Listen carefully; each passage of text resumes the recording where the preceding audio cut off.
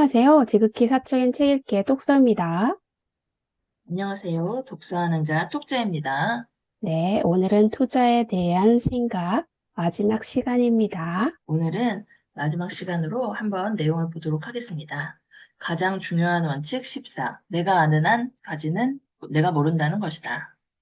세상에는 두 가지 부류의 예측자가 있다. 모르는 사람들과 자신이 모른다는 사실조차 모르는 사람들이다. 존 케네스 갤브레이스가 한 얘기이고요.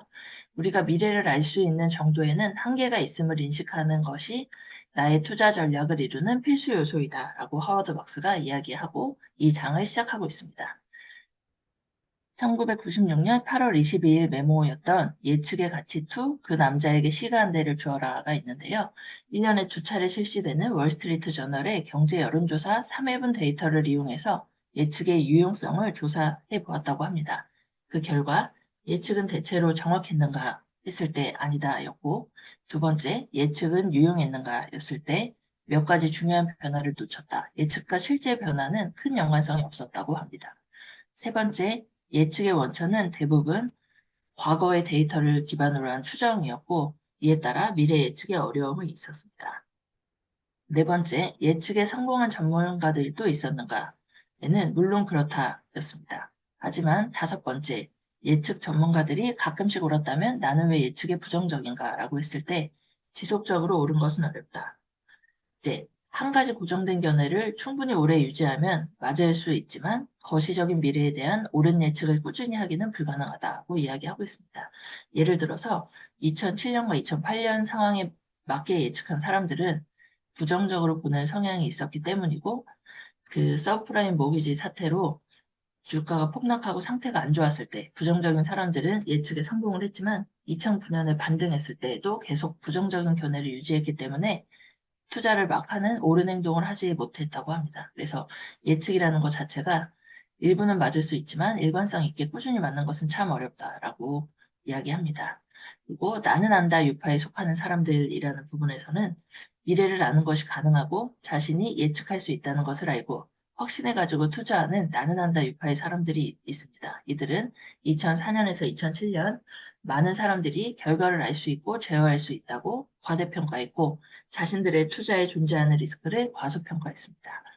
그에 반해 나는 모른다 유파에 속하는 사람들은 분산 투자를 하고 리스크에 대비하고 레버리지 사용을 줄이거나 하지 않고 현재 가치를 중요시하고 탄탄한 자본 구조와 가능성 있는 여러 결과에 단단히 대비했기 때문에 위기가 발생했을 때 훨씬 잘 대비하고 있고 최악의 상황에서 매입함으로써 수익을 올릴 수 있었다고 합니다. 그래서 내가 아는 한 가지는 내가 모른다는 것이다.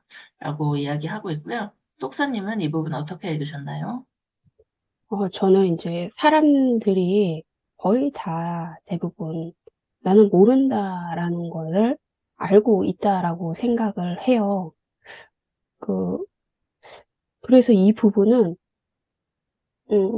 그렇게 뭐 내가 안다라고 확신을 가지고 투자하는 사람은 거의 없다라는 거를 생각하고 있기 때문에, 음, 그렇게 중요한 원칙이라고 생각하지 않는데, 근데 실질적으로 제가 이제 투자할 때 한 행동을 보면, 과연 나는 그걸 알고 있다고 해도, 어, 제대로, 모른다라고 생각하면서 투자를 했을까? 라고 보면 또 그렇지는 않은 것 같다는 생각이 들더라고요. 예를 들어 여기에서 이제 분산 투자를 해야 되고 리스크에 대비하고 레버리지 사용을 줄이거나 또 하지 않거나 이런 식으로 하는 게 나는 모른다의 유파에 속하는 사람들의 특징인데 돌아보면 저는 분산 투자는 했지만 리스크 대비는 하지 못했다라는 생각이 들더라고요. 그러면 리스크 대비에 행동하려면 어떻게 해야 되는지 그거를 조금 더 고민해보고 어떻게 해야 했었는지 제가 앞으로 어떻게 해야 될지 그거에 대해서 조금 많이 생각했던 것 같아요.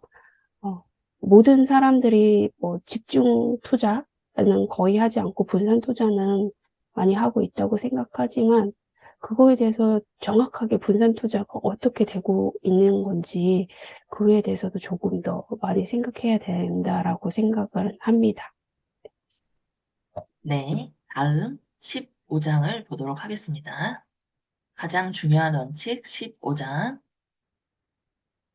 우리가 어디에 있는지 파악하라. 우리가 어디로 가고 있는지는 전혀 알 수 없어도 우리가 지금 어디에 있는지는 잘 알고 있어야 한다. 투자 세계에서는 주기만큼 신뢰할 만한 것이 없다. 기본 원칙, 심리, 가격, 수익은 등락을 거듭하며 투자자로 하여금 실수를 하게 만들거나 다른 이들의 실수로부터 수익을 올릴 기회를 제공할 것이다. 영원한 것은 없다.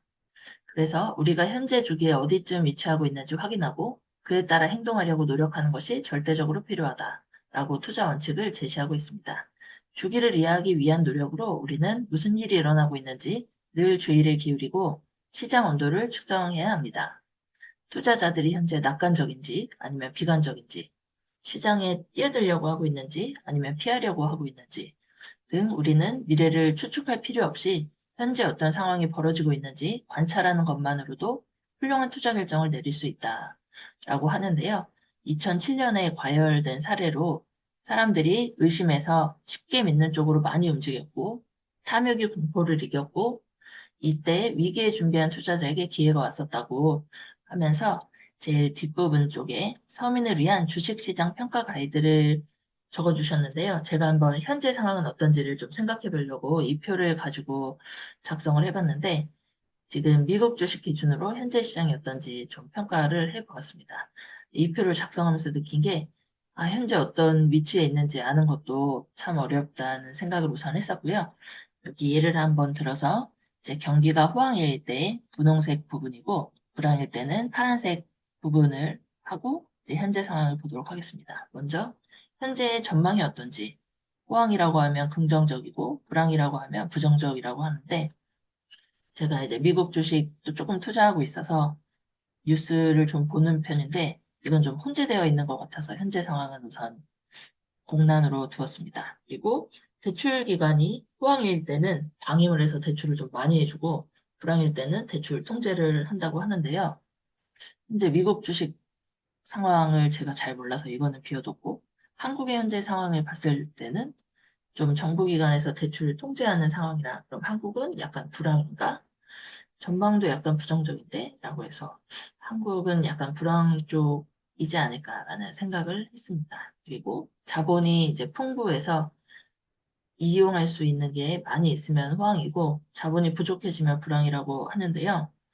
현재 미국 같은 경우에는 좀 호황인 상태인 것 같습니다. 근데 이것도 제가 그 매그니피센트 세븐이라고 하는 그 큰 기술주, 큰 주식을 좀 중심으로 봐서 이렇게 봤을 수도 있고, 일반 주식 소형주 같은 경우에는 좀 다를 수도 있다는 생각을 했습니다. 그리고 금리 같은 경우는 호황일 때 저금리, 불황일 때 고금리인데요. 지금 미국이 경제 상황이 이제 안 좋아서 금리를 막 올려서 5.5%까지 올렸다가 최근에 5%로 내렸는데, 그러면 그래도 아직 고금리인 것 같아서 불황이라고 좀 적어보았습니다. 그리고 투자자 입장이 있는데요. 호황일 때는 낙관적이고 자신감이 넘치고 매수에 적극적이고 불황일 때는 비관적이고 낙담하고 매수에 무관심하다고 하고 있습니다. 그래서 지금 미국 주식은 대다수의 사람들은 아직도 사고 있어서 좀 오르는 추세인 것 같은데 유명한 투자자분들 같은 경우는 뭐 오렌 버핏 같은 경우는 현금 자산을 지금 많이 확보하고 있다고 해서 앞으로 불황으로 바뀔 가능성이 큰 것이 아닌가라는 생각을 해보았습니다. 그리고 시장이 활성화되어 있으면 호황이고 관심이 부족하면 불황인데 아직은 좀 시장에 대한 관심이 많이 있는 것 같아서 호황이라고 적어보았고요. 최근 실적이 강하면 호황, 약하면 불황인데 엔비디아 같이 AI에 대한 기술 혁신에 대한 전망이 있는 회사 같은 경우는 실적도 너무 좋게 나오고 그래서 호황이라고 우선 해보았습니다. 일반적 특징 같은 경우 호황은 공격성 있고 다양한 범위에 대해 투자를 하고 불황인 경우에는 신중과 절제, 선별적 범위라고 되어 있는데요. 현재 뭐 미국 주식이나 사람들이 좀 하는 코인 같은 거를 봤을 때 지금은 두 가지 견해가 다 혼재하고 있는 상황인 것 같습니다. 그래서 제가 이 표를 작성하면서 좀 생각해 본 거는 기술주와 일반 주식, 뭐 소형 주식의 상황이 차이가 좀 큰 것 같고 시계추가 중도에 있는 경우가 되게 예외적인 시간이라고 이 책에 적혀 있는데 현재가 그런 시간인가? 뭔가 변곡점이 있을 만한 시점에 와 있는 것 같다는 생각을 했고, 어느 방향으로 움직일지 좀 이해하려고 하는 노력을 해야겠다라고 하면서 이 부분을 읽었습니다. 저도 이 부분 읽으면서, 아, 우리가 현재 어느 주기에 해당하는지 아는 것만으로도 정말 중요하겠구나라는 생각이 들었어요. 근데 이 주기를 파악하는 게 처음에는 쉬울 거라고 생각을 했는데 정말 어렵더라고요. 내가 어느 위치에 있는지 그거를 정확하게 아는 것은 정말 이 주기에 대해서 공부를 많이 하고 그래야지 내가 어느 위치에 있는지 알 수가 있다라는 거를 알게 됐고요. 어, 그래서 이 부분에 대해서는, 음, 뭐, 220페이지에 똑장님이 이 표에 나와 있는 걸 이렇게 한 표로 정리를 해주셨는데요. 어, 이렇게 생각하는 경우도 있고, 또, 우리가 많이 아는 앙드레 코스톨라니의 달걀 모형, 그리고 오라가미 군이오의 사계절 있잖아요. 그거를 보면서도 현재 위치를 저 한번 생각해 보면 좋겠다라는 생각이 들었어요. 그래서 아까 똑장님이 미국 주식하고 우리 한국 주식은 다르다라고 말씀을 해주셨는데 정말 다른 것 같아요. 그래서 한국은 확실히 불황인 것 같고요, 지금 현재. 근데 미국 주식은 아, 정말 혼재돼 있다. 이게 가늠하기가 좀 어렵다라는 생각이 들긴 들더라고요. 하지만 이 주기를 알려고 하는 것만으로도 내가 투자를 어떻게 해야 되는지 그 방향을 알 수가 있어서 정말 중요하겠구나. 예전에는 아, 이렇게까지 생각을 해보지 못했는데 좀 투자를 쉬어야 할 때, 투자를 해야 할 때, 이 크게 두 가지만 했었는데, 요거를 보면서 지금 현재 내가 어디에 위치해 있으며, 어느 포지션을 줄이고 어느 포지션을 늘려야 되는지 그 부분을 알면 정말 좋은 투자자가 될 수 있겠구나 하면서 생각하며 읽었습니다. 네, 다음 장 보도록 하겠습니다. 가장 중요한 원칙 16. 행운의 존재를 가볍게 보지 마라. 에서는 가끔씩 누군가가 있을 수 없거나 불확실한 결과에 위험한 내기를 해서 천재처럼 보이는 것으로 결말이 날 때가 있다. 그러나 이는 실력이 아니라 운이나 대담성 때문에 일어난 일이라는 것을 알아야 한다. 라고 하면서 행운에 속지 마라의 저자 나심 탈레브가 얘기한 대체 역사 부분을 간단히 언급해 주시고 있는데요. 이미 일어난 눈에 보이는 역사처럼 필시 일어날 수도 있었을 다른 사건들이 대체 역사이고, 예를 들어 러시안 룰렛으로 1,000만 달러를 버는 것과 성실하고 솜씨 좋은 치과 치료로 1,000만 달러를 버는 것은 다른 가치를 지닌다. 모든 상황이 잘 풀릴 때는 운이 실력처럼 보일 수 있고, 하지만 투자 결정의 적절성은 결과로 판단해서는 안 되고 임의성으로 어떤 결과도 가능하다. 라고 합니다. 좋은 결정이란 논리적이고 현명하고 상황을 충분히 인지한 사람이 미래를 알 수 없는 상황에서 그 순간을 상황에 맞게 하는 것이라고 하고요. 나는 안다 유파 같은 경우 미래를 아는 것이 가능하다고 생각하므로 나머지 가능성은 무시한 채 예상되는 하나의 시나리오 상에서 수익을 최대화할 수 있는 포트폴리오를 설계하고 잘 되면 뛰어난 내 감각 덕분이고 뜻대로 되지 않으면 불운을 탓한다고 합니다. 그러나 확률론적으로 접근하는 나는 모른다 유파의 투자자들은 신중하고 주어진 상황에서 최선을 다하는 자신들의 방식이 한동안 눈에 띄지 않는 결과를 낼 수 있음을 인정하고 장기적으로 수익이 날 것으로 확신하면서 투자 성과에서 진짜 궁금하게 생각할 점들은 일어난 사건들 또는 일어나지 않은 다른 가능성들도 이 포트폴리오 매니저 시야 안에 있었는가? 그러니까 그 사람이 모든 경우 좀 확률론적으로 접근을 해서 투자를 했는가? 아니면 현재 일어난 사건이 아닌 다른 사건이 대신 일어났다면 성과가 어떻게 나타났을까? 그 다른 사건들이 바로 탈레브의 대체의 역사이라고 합니다. 그래서 세상이 불확실한 곳이라고 생각하는 사람들과 어울리는 몇 가지를 좀 정리해 주셨는데요. 리스크를 합리적인 선에서 존중하기, 미래가 무엇을 쥐고 있을지 모른다는 것을 인식하기, 우리가 할 수 있는 최선은 미래를 확률 분포로 보고 그에 따라 투자하는 것임을 이해하기, 함정을 피하는 데 역점을 두기라고 하면서 나는 안다 유파가 모든 걸 이제 안다고 생각하고 실제 결과가 좋게 나왔을 때 뭐 내가 뛰어났어, 뭐 안 되면 운이 나빴어라고 하는데 이런 식으로 투자에 접근하기보다는 세상이 불확실한 곳이고 확률론적으로 접근하는 나는 모른다 유파의 투자자들이 더 좋은 성과를 낼 것이라고 하고 있습니다. 그래서 저는 나는 한다 유파의 투자자들도 좀 있다고 생각을 하는데요. 예를 들면 뭐 회사에서 주변에서 주식이 막 오르고 있을 때 사람들이 안 하다가 막 딴 사람이 많이 오르고 수익을 났다는 것을 듣고는 막 투자를 하잖아요.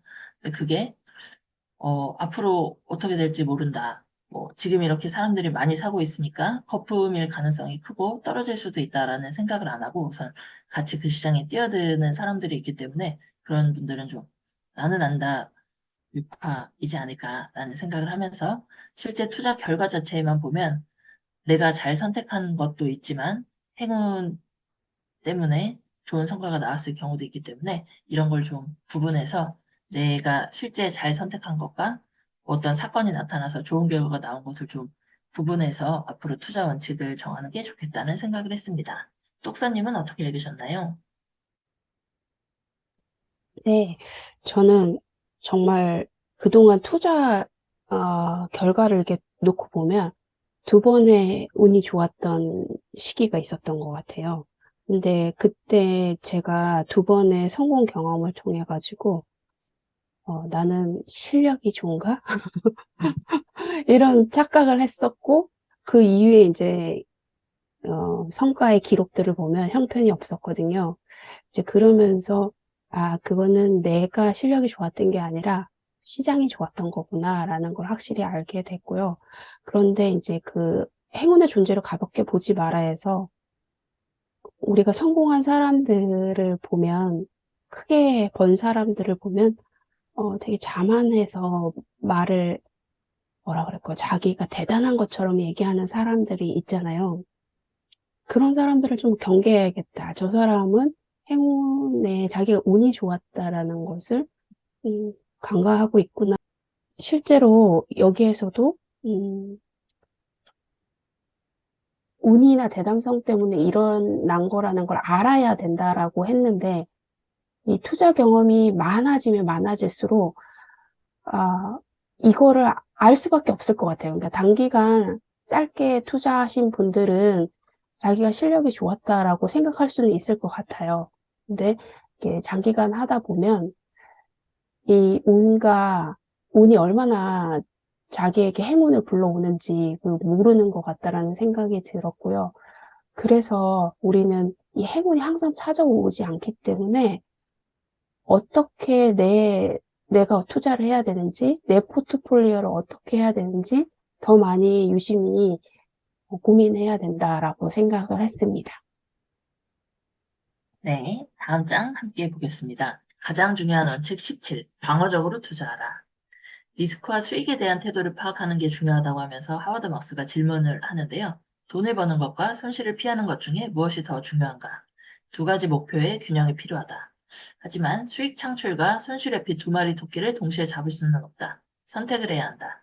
라고 합니다. 그래서 나는 무엇을 더 중요하게 생각하는 사람인지 제가 이 부분을 읽으면서 좀 생각을 해봤는데 사실 두 가지 다 하고 싶더라고요. 그래서 한 가지를 잡는 게 참 어렵다는 생각을 했고, 여기서 신중한 투자자들은 공격이 종종 충족되지 않는 목표들로 채워지고, 방어는 좋은 성과를 지속적으로 제공한다고 생각하기 때문에 방어적으로 투자하는 것이 최선의 선택이라고 생각한다고 합니다.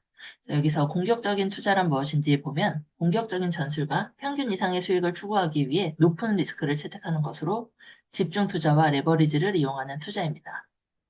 이 경우 결과가 좋을 때는 더 좋은 수익을 얻을 수 있지만 결과가 나쁠 때는 더 많은 손실을 볼 수 있는 게 공격적인 투자입니다. 방어적인 투자란 잘못된 일을 하지 않으면서 마이너스 요소를 배제하고 일관되지만 적당한 프로세스를 통해서 더 큰 수익에 도전하는 투자입니다. 포트폴리오에서 하락 종목을 제외하는 것으로 광범위한 기업 실사나 낮은 가격과 높은 안전 마진을 요구하면서 불확실한 사건을 인식하고 이에 따라 하락할 종목은 아예 투자하지 않는 것이고 상황이 안 좋은 해, 특히 붕괴 위험에 노출되는 것을 피하는 것이고 포트폴리오로부터 투자금을 잃지 않도록 하는 투자를 하는 것이 방어적인 투자입니다. 이렇게 방어적인 투자를 하면 힘든 시기를 극복할 가능성을 높여주고 시장에서 오랫동안 살아남아 현명한 투자자로부터 최종적인 수익을 누릴 수 있게 합니다. 여기 2006년 9월 7일 메모에 최고의 투자자가 되기를 망설이지 마라 라는 부분에서 나는 리스크를 제어하면 장기적으로 뛰어난 실적을 낼 수 있는 탄탄한 기초가 될 것이라고 생각한다. 조심스럽게 투자하고 좋은 가치와 상당한 안전마진을 고수하며 자신이 모르는 것과 제어할 수 없는 것을 늘 의식하는 것이 최고의 투자자가 되는 방법이다.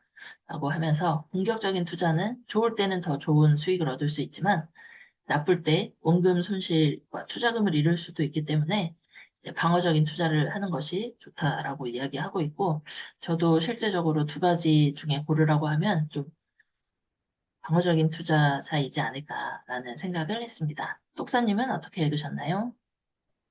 네, 저도 방어적인 투자자라고 생각을 했는데요. 이거 읽으면서 제가 과연 방어적 투자를 했었나? 라는 의문이 들더라고요. 여기에 보면은 우리는 수익을 극대화하려고 하는 것보다 내가 잃지 않으려고 하는 게 더 중요하다는 식으로 계속 얘기를 해요. 여기 아마추어 테니스 경기에서는 우리는 패자 게임을 해야 하는 걸로 나와요. 투자도 마찬가지. 우리는 뭐 정말 잘하는 대가가 아니고서는 거의 대다수가 패자 게임을 하고 있는데요. 이 패자 게임에서의 승리는 가장 적은 실수를 하는 사람이 승리하는 거예요. 그래서 돈을 잃지 않는 사람이 이제 승리하는 게임인데요. 투자가 그렇다는 거를 이제 얘기하면서, 얘기를 하는데, 과연 근데 나는 투자를 할 때 돈을 잃지 않기 위해서 투자를 했었나? 그건 아닌 것 같다는 생각이 들어요. 저는 분산 투자나 뭐 이런 거를 통해 가지고 더 수익을 낼 수 있는 걸로 생각을 하면서 투자를 했었지, 이거를 통해서 내가 더 잃지는 않겠다라고 생각하면서 투자를 하진 않았던 것 같아요. 근데 여기에서 또 이 하워드 막스하고 같이 시작했던 잘 나가던 투자자들이 지금 현재는 거의 남아있지 않는다라고 합니다. 왜 그들이 남아있지 않냐면 홈런을 적게 쳐서가 아니라 삼진 아웃을 많이 당하는 바람에, 즉 그들은 홈런을 치는데 실패해서 사라진 게 아니라 삼진을 너무 많이 당해서 이 경기에서 제외됐다는 거예요.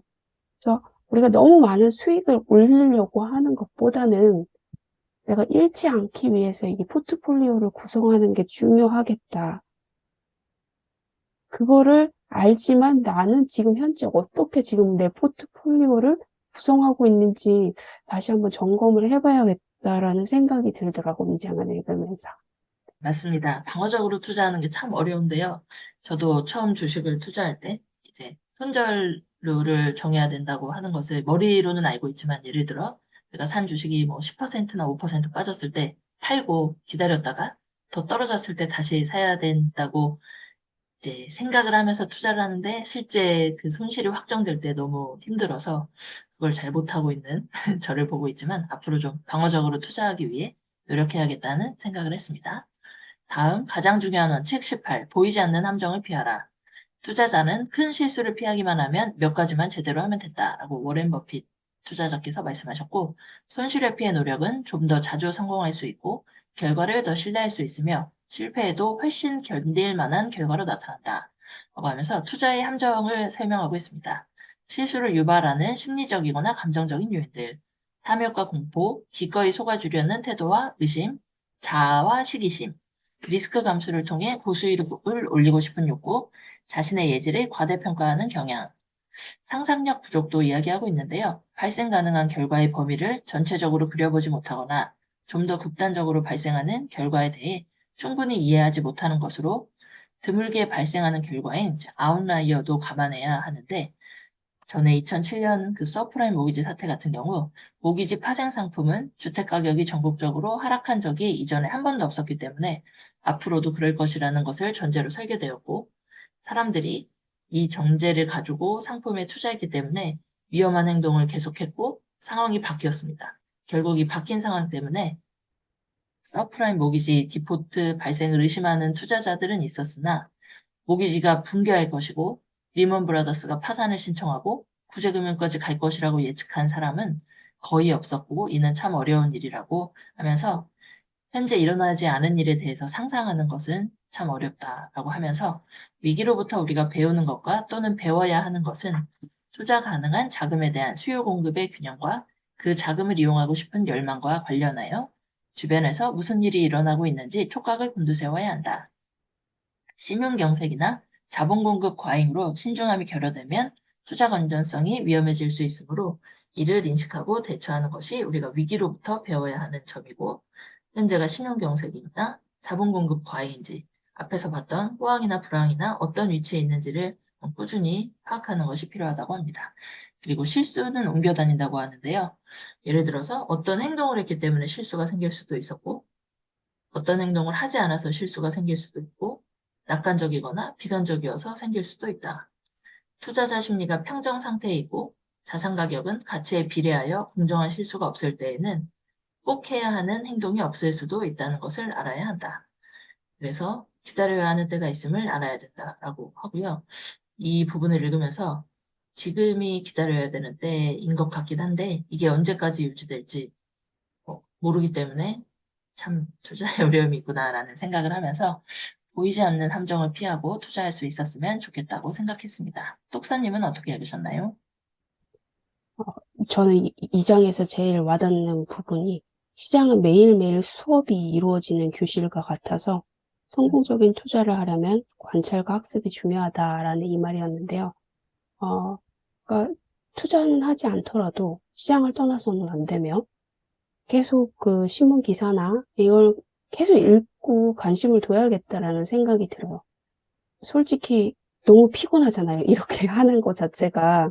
그런데 지금 내가 어디에 위치해 있는지 또 알려면 이렇게 계속 시장을 보고 기사를 읽고 사람들의 행동을 유심히 관찰하는 것이 이 보이지 않는 함정을 피하는 방법이라는 생각이 들었고, 어, 투자는 정말 어려운 거구나라는 생각이 들었어요. 예전에는 이제 주식 투자를 정말 쉽게 봤거든요. 앉은 자리에서 돈 번다라고 생각을 했는데, 그건 아닌 것 같아요, 정말. 이, 이만큼 노력을 하기 때문에 투자를 해서 성공을 하는 거고, 이제는 그렇게 번 수익들을 다른 사람이 그렇게 해서 번 수익에 대해서, 아, 저 사람은 얼마나 노력을 해서 저 돈을 벌었을까라는 생각을 하면서 보게 됐습니다. 다음 장 보도록 하겠습니다. 가장 중요한 원칙 19. 부가가치를 창출하라. 부가가치를 창출한 투자자의 성과는 비대칭적이다. 그들이 내는 시장 수익률은 그들이 입는 손실률보다 높다. 불리한 환경에서 손해를 보기보다 유리한 환경에서 수익을 늘리려면 믿을 수 있는 것은 기술밖에 없다. 이것이 우리가 추구하는 투자의 비대칭이다라고 하면서 부가가치가 무엇인지를 설명하는데요. 예를 들어 시장 수익을 달성하는 방법은 인덱스 펀드를 통해 투자를 하면 시장 지수의 모든 주식을 보유하면 시장 수익이 달성 가능하며 이게 부가가치가 배제된 투자의 전형이라고 설명하고 있습니다. 여기에서 포트폴리오 성과 설명 공식이 나오는데요.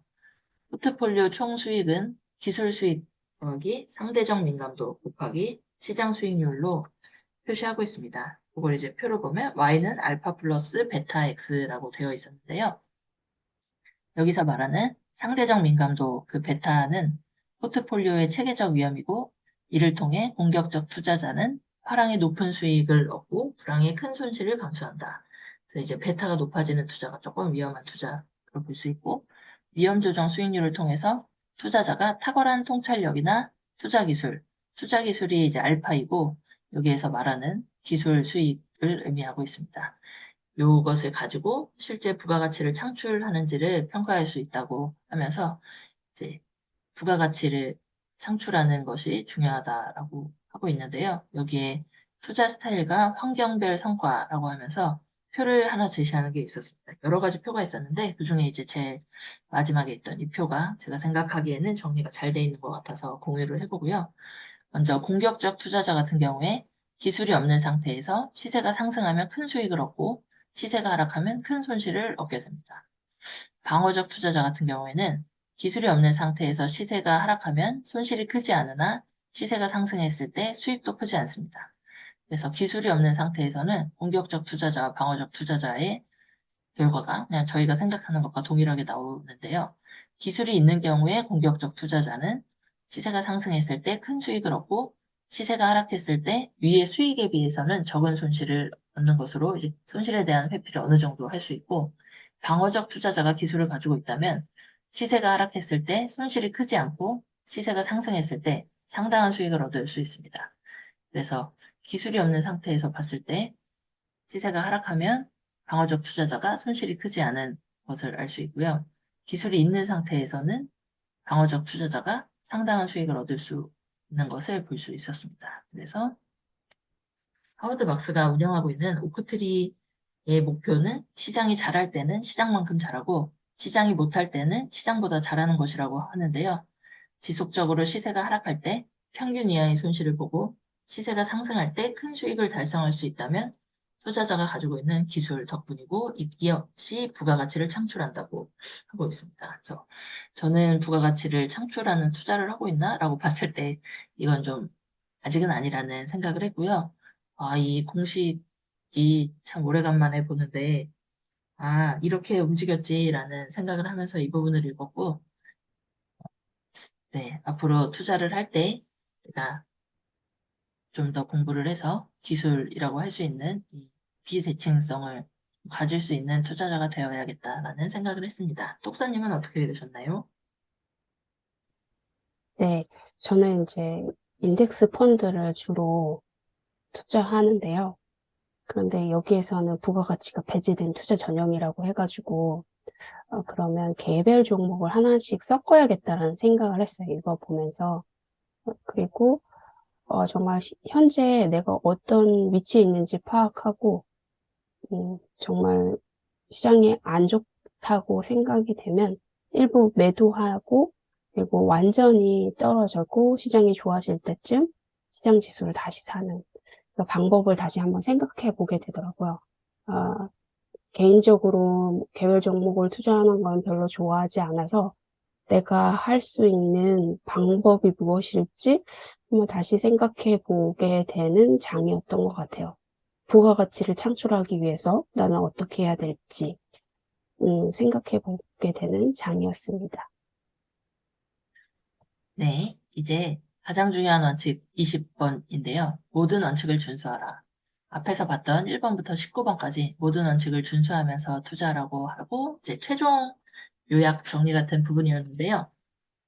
되게 많은 말들이 있었는데 제가 중요하다고 생각했던 부분을 먼저 좀 두꺼운 글씨로 표시를 해봤습니다.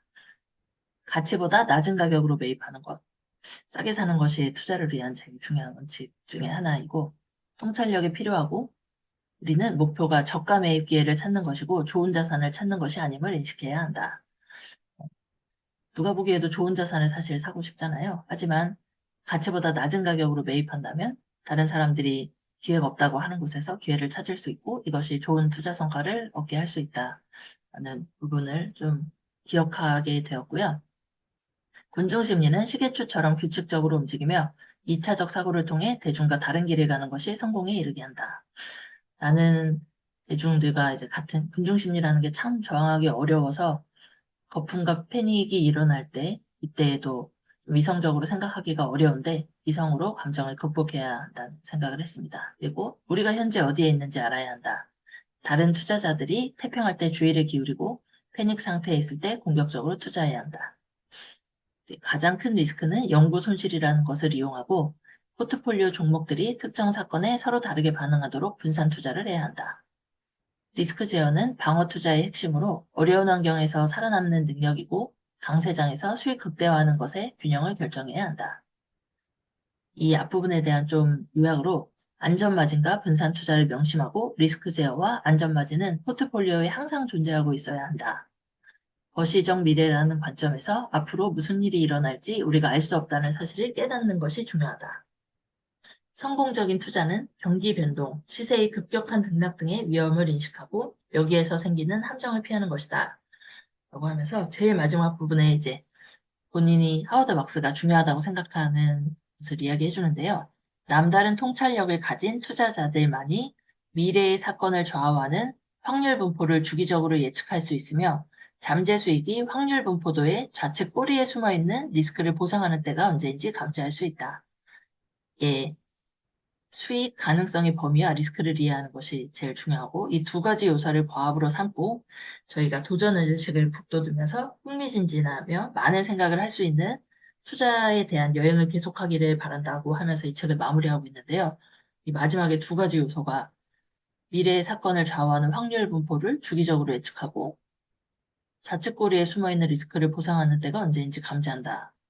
이게 아직은 저한테는 좀 이해하기 어려운 부분이었고 이 책을 읽으면서 앞에서 봤던 그 많은 원칙을 가지고 제일 마지막에 있는 이 두 가지 요소를 좀 이해하고 판단할 수 있도록 앞으로도 계속적으로 투자를 하면서 좀 명심해야겠다는 생각을 하면서 이 책을 읽었습니다. 똑사님은 어떻게 읽으셨나요? 네. 저는 이런 책을 읽으면서 그래도 생각을 하고 나의 포트폴리오를 재조정하는 계기가 될 수 있다는 생각은 많이 들었어요. 그래서 이런 책을 계속 꾸준히 읽어 나가야겠다. 나의 마인드를 조금 다시 새롭게 새기고 공부를 통해 가지고 나의 투자에 적용하면 정말 좋겠다라는 생각을 했습니다. 지금까지 하워드 막스의 The Most Important Thing 투자에 대한 생각을 읽어봤고요. 다음에 더 좋은 책으로 만나 뵙도록 하겠습니다. 네, 감사합니다. 다음에 또 만나요.